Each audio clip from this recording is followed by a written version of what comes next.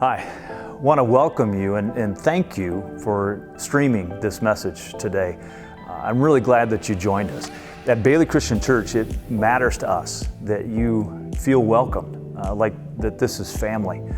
Whether you're young or not so young, my hope is that you'll encounter Jesus, and that as you encounter Jesus, you'll find encouragement to live a life of faith for Him.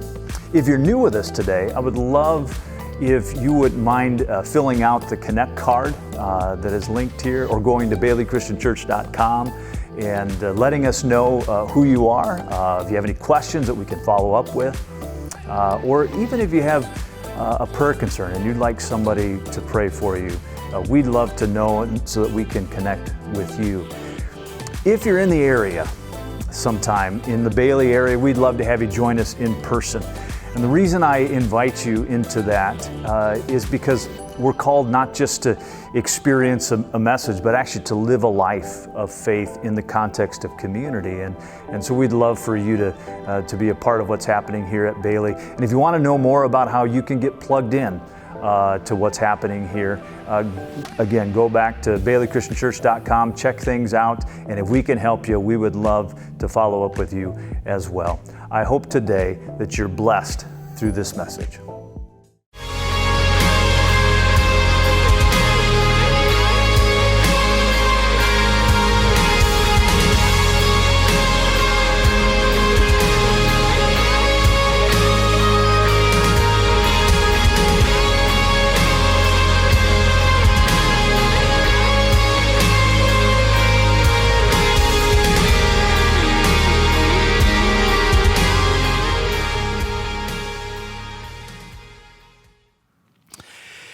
The book of Ruth, hopefully you've had a chance to read that recently. I know it's been part of our reading plan. If not, I encourage you to read it. It's only 4 chapters.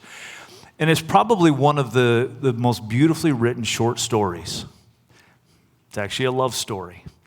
And what's amazing about it is that the central character or characters are 2 women, Ruth and Naomi. Now, Boaz, who also plays a role, isn't it? But the central character, the central hero is Ruth.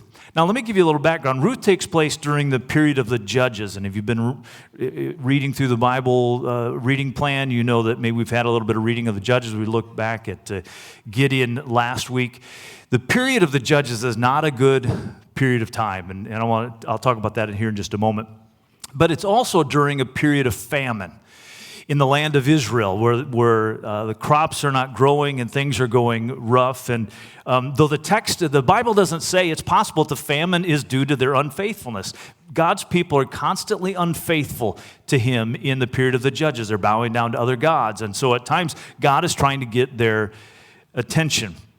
But in the midst of all of this bleakness is a beautiful story of Ruth. Now, let me back up. The famine has taken hold, and Elimelech takes and he moves his family, his wife Naomi, and his 2 sons Mahlon and Chilion to a nearby nation called Moab. Well, it's a sad tale, and we see this early on in the first few verses. Elimelech dies and leaves Naomi a widow. Well, the 2 sons Mahlon and Chilion marry 2 Moabite women, and they die. And so now 3 women are left by themselves destitute. In fact, Naomi, her name means pleasant, is so hurt and sad and broken by all of this that she says, as she plans to head home back to Bethlehem, she says, I don't want you to call me Naomi because that's too good a name. Call me Mara, which means bitter. My life seems so bitter. I feel alone. I feel desperate. Well, she gets word that God has relieved the famine in her home country, and she heads back to Bethlehem. Now, what's interesting here, there's a lot of things that go on in the midst of Ruth, a lot of comparisons. She says her name is Pleasant. Don't call me Pleasant. I'm really bitter. There's lots of comparisons back and forth. Bethlehem, the name Bethlehem means the house of bread. But here for the last number of years in the house of bread, there is no bread because there's been a famine in the land, but now there's blessing and God is restoring. So she's going back to the house of bread. Well, her two daughters-in-law, Orpah and Ruth, are going to go with her. They say, we'll go with you. Well, Ruth says, don't waste your time. Even if I got married and had a child, would you wait for that boy to grow up that you'd marry that son? And Orpah says, you got a good point. And so she cries and leaves and goes back to her people in Moab. But Ruth clings to Naomi. She essentially says, where you go, I will go. Your people will be my people. Your God will be my God. And so she goes with Naomi. They arrive back in town. They arrive back home in Bethlehem, just as the barley harvest is taking place. But they're widows. They have nothing, really. There's not a real support system, so to speak. But the way that God had designed to care for the widows and the foreigners in their midst was the act of gleaning. And here's what it meant, that when farmers would harvest their fields, they typically would miss things on the stalk, and things would fall to the ground. And God says, you're not to go back and do a second time through to clean it all up. You leave that for the poor to come behind you, and they can glean that. And so Ruth says, I'll go to one of the fields. In fact, Naomi says, we've got some relatives in the area, and so go ahead. And so she finds herself in the field of Boaz.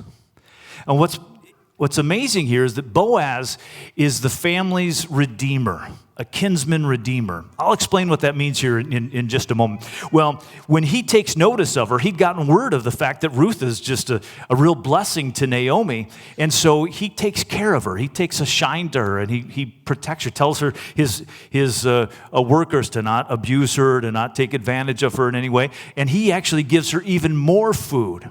And so when she goes home to her mom, Naomi, she says, wow, you've really been blessed. What's going on? So she begins to explain, I'm in the field of Boaz.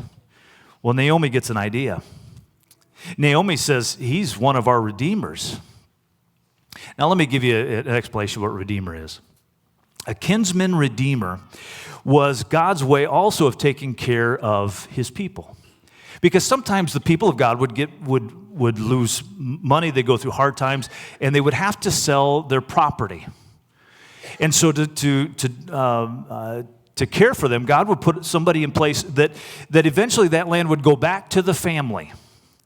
Because God wanted to make sure God was the owner of all the land, and he wanted to make sure that even if you had to sell your property for a time to get through a bad season, that property would come back to your name. But there's one added thing about the kinsman redeemer. The redeemer could come in and help in this way.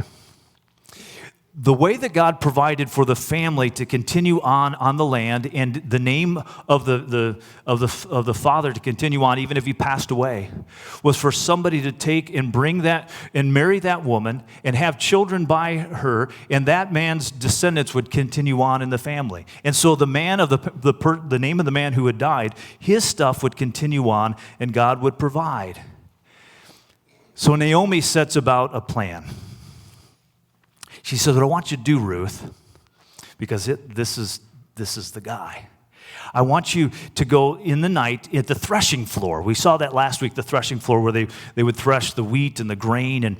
And so it was night after a long day's harvest. And Boaz had food and drink, and he was tired, and he laid down at the threshing floor, probably to protect his harvest. And there Ruth slips in. And she lays at his feet, and she uncovers his feet. This is, let me help you understand what's going on. In the middle of the night, Boaz wakes up and he says, this is odd. There's a woman at the threshing floor, which is really kind of, potential gossip. And he sees her, and she says, put your covering over me. In other words, what she's saying is, would you marry me? Naomi has set Ruth in to ask Boaz to marry her, which is radical. So we see this love story in the Bible, and Boaz is taken by her because she's a young widow. He's an older guy, and he's like, but you could have looked for others, and yet you've taken a shine to me. And so in kindness, he takes it upon himself to go and to redeem her. And so Boaz sets about in place to get the rights to the land and eventually to be able to marry Ruth. And the story ends happily ever after. In the midst of the ups and downs of God's people and their brokenness, God is showing himself faithful. And he uses a story about Ruth, who's a Moabitess, and Naomi, who's broken, and Boaz, who becomes a redeemer, to teach us some lessons. So if you want to follow along in your insert this morning, I've just covered kind of in brief sketch 4 chapters. We're going to reflect a little bit about some lessons that we can learn from the story of Ruth, because it really is a powerful story. And the first thing is this, that Ruth is a welcomed story amidst the challenging and rocky period of the Judges. Now here's what I mean by that. Take a look at the very last verse of Judges. Judges chapter 21, verse 25. In those days, it wraps up, Israel had no king, and everyone did as they saw fit. Kids, I want you to imagine for a moment that at recess time, there are no adults out there, no teachers. And I know right away you're going, yes, and you get to do whatever you want. You know, for a few minutes, it would seem like freedom. And then chaos would come. In fact, maybe even you get through a recess period. You're like, that was pretty cool. But eventually, there's going to be fights and squabbles and people taking stuff. And you're going, is somebody going to come in and give us direction and oversee and help correct things?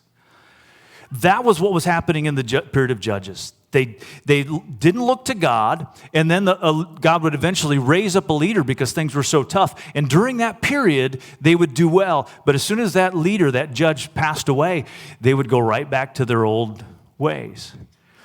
So in the midst of this chaos, there's this beautiful bright spot of Ruth. Because God's people seem so unfaithful, there are only brief moments of breakthrough. But here's what this story tells us, and this is what I want you to highlight. In fact, I appreciate what Joel had to say, I appreciate what Lisa had to say. It ties in so very well. It shows us that even in depressed times that may appear totally bleak and dark, that God is still at work. We've been through a long season as a nation these last few years. COVID and politics and division, riots.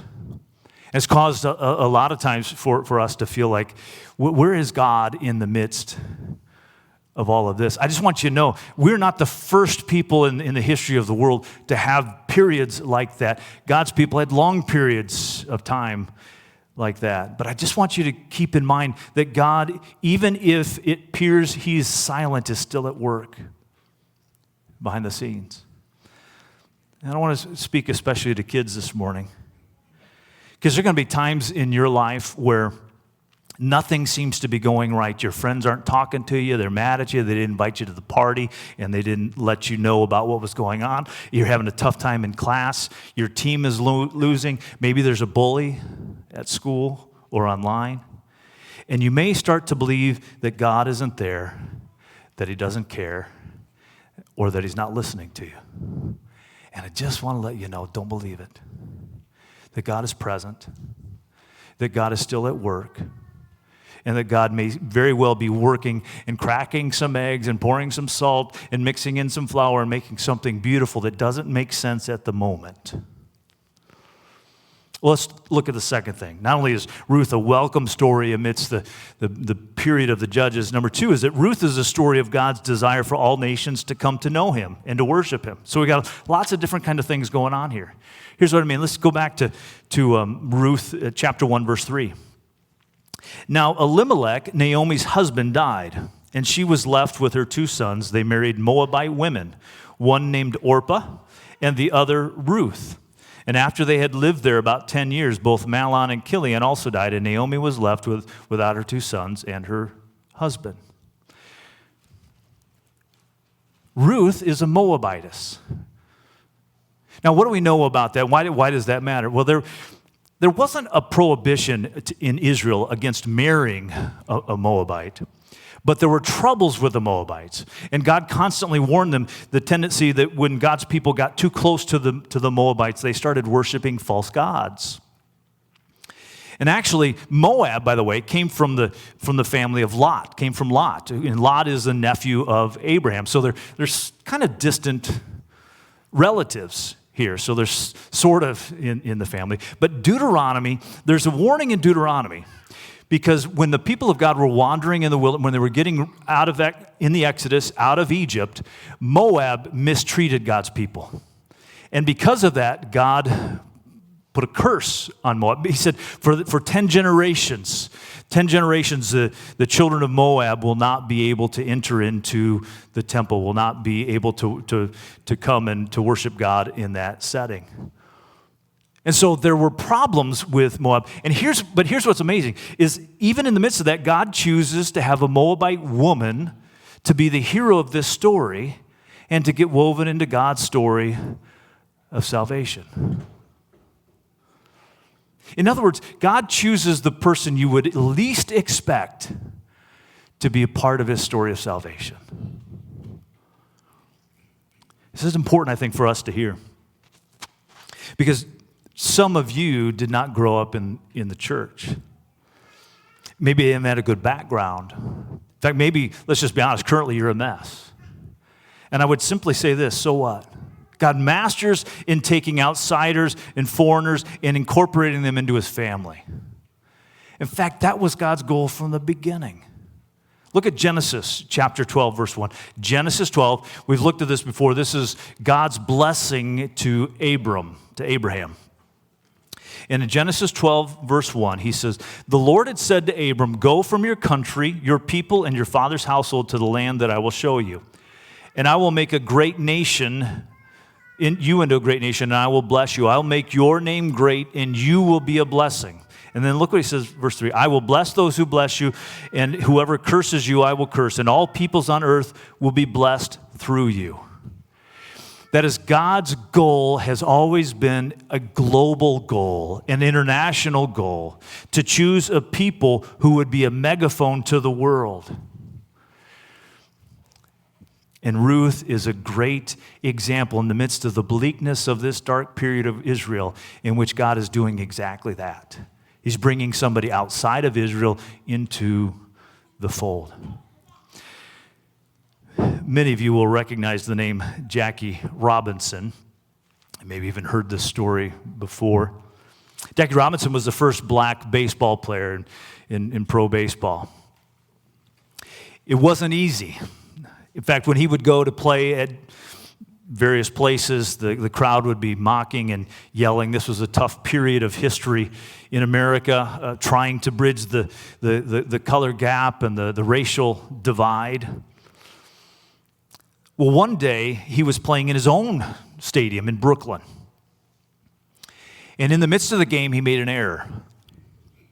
And his own home fans started yelling at him, taunting him, mocking him. And there he stood out at second base, humiliated. You hear the voices of all the crowd, even your own people supposed to be on your side, shouting you down because of the color of your skin. And then in the midst of that humiliation and the jeers and the cheers from the crowd, the shortstop, who was well known in that town and throughout Major League Baseball, his nickname was Pee Wee Reese. And he went over to a dejected Jackie Robinson, and he put his arm around his shoulder, and he looked up to the crowd. And in the midst of Pee Wee Reese's presence, the crowd grew silent. And they went back to play. Jackie Robinson would recount later, "That arm around my shoulder saved my career." The reason I say that is because I think the people of God, that ought to be the the least racist place in all the world. I know we're about ready to celebrate Martin Luther King Jr. Day. And in the 50s and 60s, when he was preaching, he would say, the most segregated hour of the week is on Sunday morning. Because he was living in a day in which blacks and whites didn't worship together. And sadly, the black eye on the church at the time was that the white church was not rising up and saying, you're right, we have not been living the way God has intended us to live. He's a God of all nations and all peoples. And we ought to reflect that. And so God has called the church to reflect that same blessing of Abraham and that flowed through the Moabite woman, Ruth, that God is a God for all people. Well, there's a third lesson and highlight of the book of Ruth, and that is that Ruth is a story of faithfulness and self-sacrifice. In a time when God's people were often not shown to be very faithful, here is this bright spotlight on Ruth. And she's not even Jewish. She's not even Hebrew. She's not an Israelite. She is from the outside, and she's clinging to Naomi. Look at chapter 1, verse 16. But Ruth replied, don't urge me to leave you or to turn back from you. Where you go, I will go. Where you stay, I will stay. Your people will be my people, and your God will be my God. Where you die, I will die, and there I will be buried. May the Lord deal with me, be it ever so severely, if even death separates you and me. When Naomi realized that Ruth was determined to go with her, she stopped urging her. It's a rare story amidst the story of so much unfaithfulness in Israel. And it's a simple story. This is a common story. This is not somebody who is a king or somebody of great power, but this is a widow. This is really kind of the least powerful and important type of person in the culture of the day. Not from Israel. Husband has passed. She's a widow. And here she is, an example for all of us.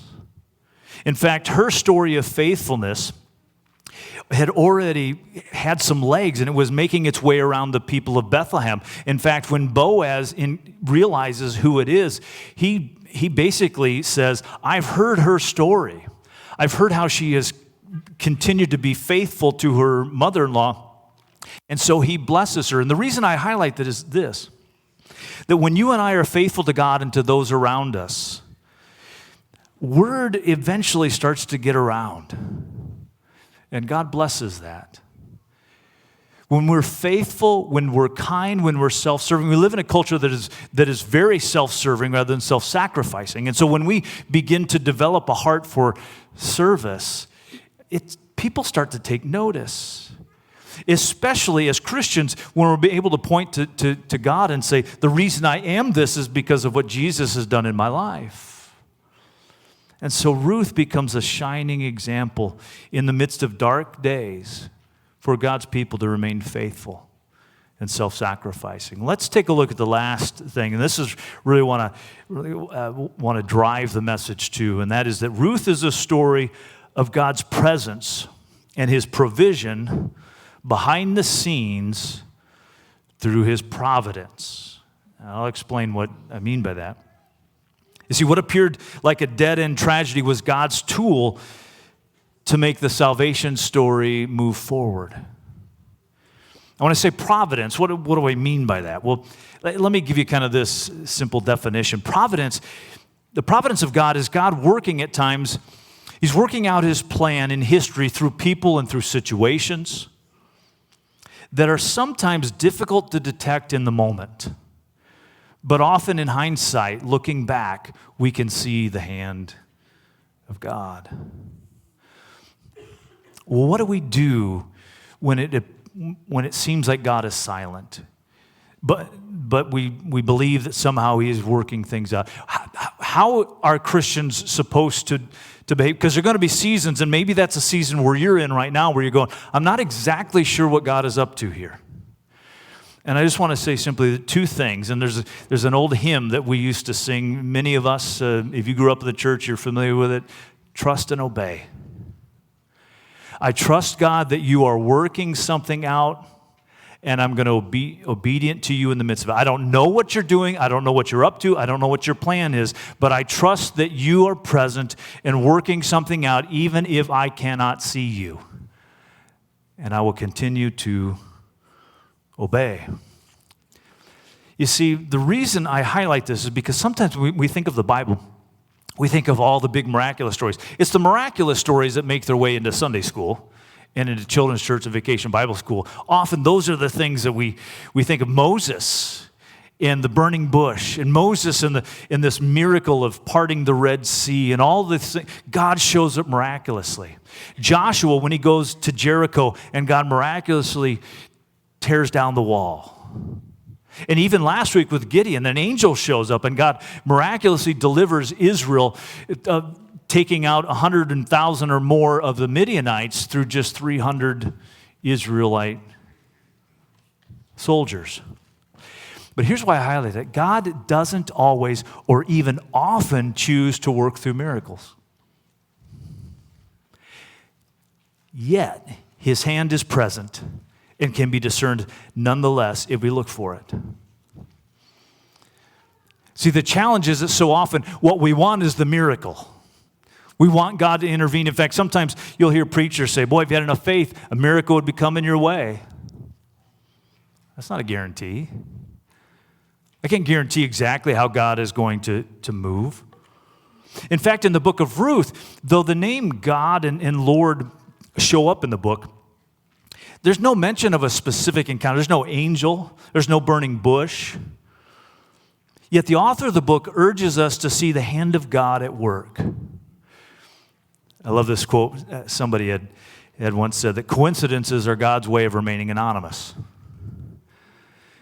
That God is at times working in the midst of things in ways that we're not always aware of. But sometimes we miss it because we want a miracle.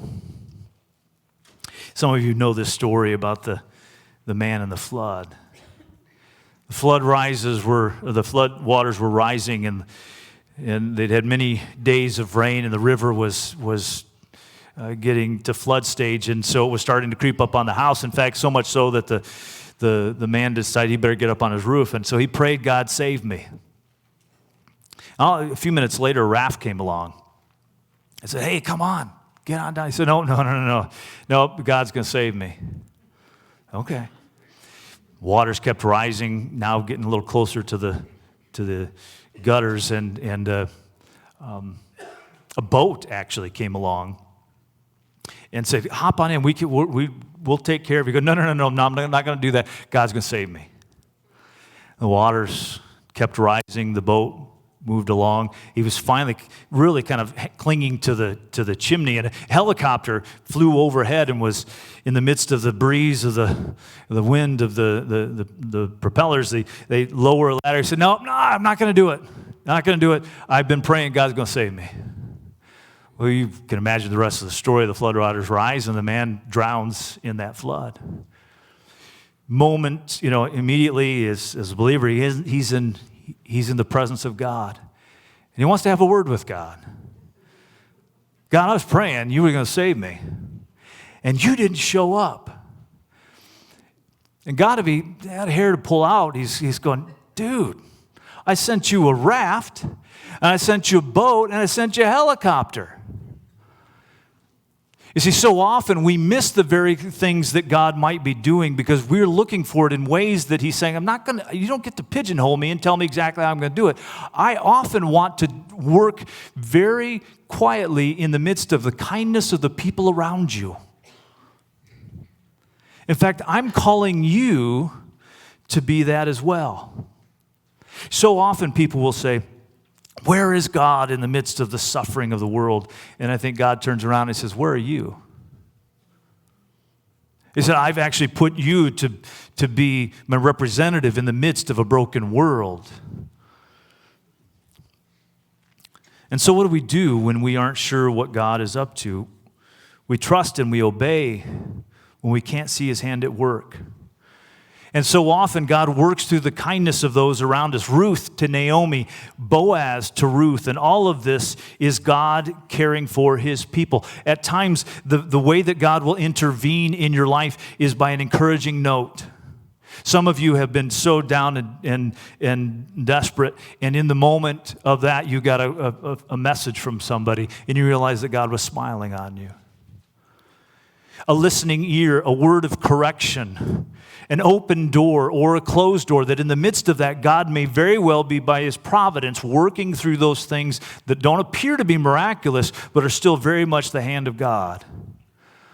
And so the way the story wraps up here with all of this, God working in the midst of this, is that Naomi's desperation and depression turns to joy. In fact, take a look with me towards the end of the book. Verse 13, chapter 4, verse 13. We'll flash forward to the end of the story. And so Boaz took Ruth, that's Booth. Boaz took Ruth, and she became his wife, and she gave birth to a son. And the women said to Naomi, "Praise be to the Lord, who this day has not left you without a guardian redeemer. May he become famous throughout Israel. He will renew your life and sustain you in your old age. For your daughter-in-law, who loves you and who is better to you than 7 sons, has given him birth." And then Naomi took the child in her arms and cared for him. The women living there said, "Naomi has a son," and they named him Obed.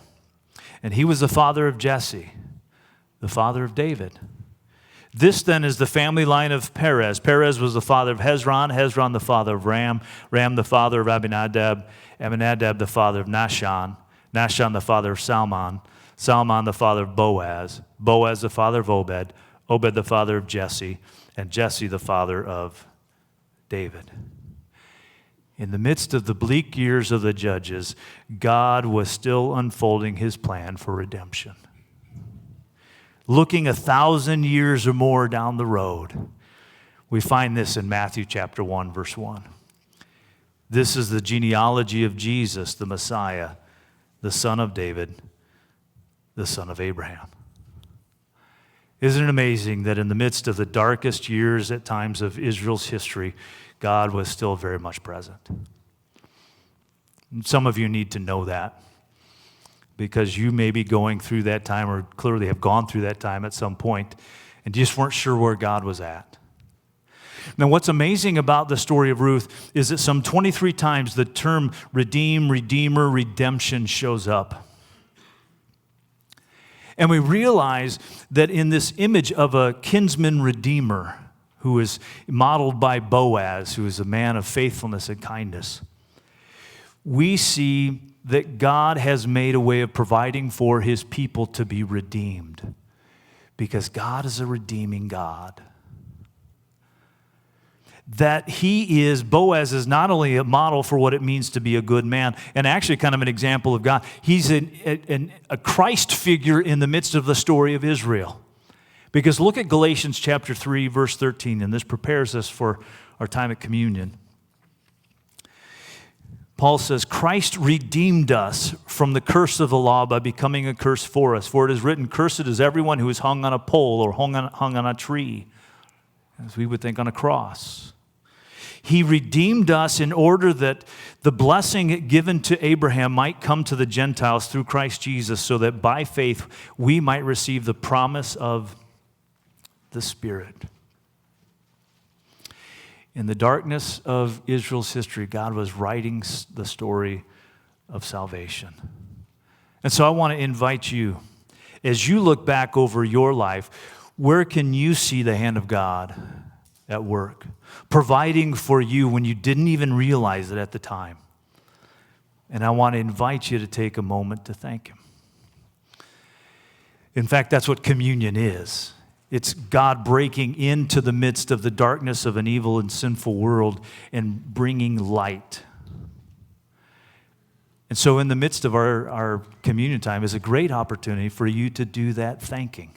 Thank you, Jesus, that you were there when I didn't even know it. This morning as we come to communion, I am I want to invite you, if you're a Christian, you don't have to be a member here, but if you're a Christian, you're welcome to partake with us. And after I pray, you can go to where the trays are at and go ahead and grab your communion and bring them back to your spot and just spend some time thanking the Lord. Let's pray. Jesus, thank you for being our Redeemer. You are present. And even maybe this morning or in this season of life, it's maybe a dark period. And we can't see your hand at work. We can't hear your voice. And so, Lord, do what only you can do. We trust that you are continuing to write that story of salvation in our lives. And so, Lord, when we can't see your hand, we trust you. And we just pray that not only we will trust you, but that we will be obedient. Thank you for all the times we weren't even fully aware of your salvation and your redemption. Thank you for breaking into the midst of the darkness and bringing light. It's in your name, Jesus, we pray. Amen.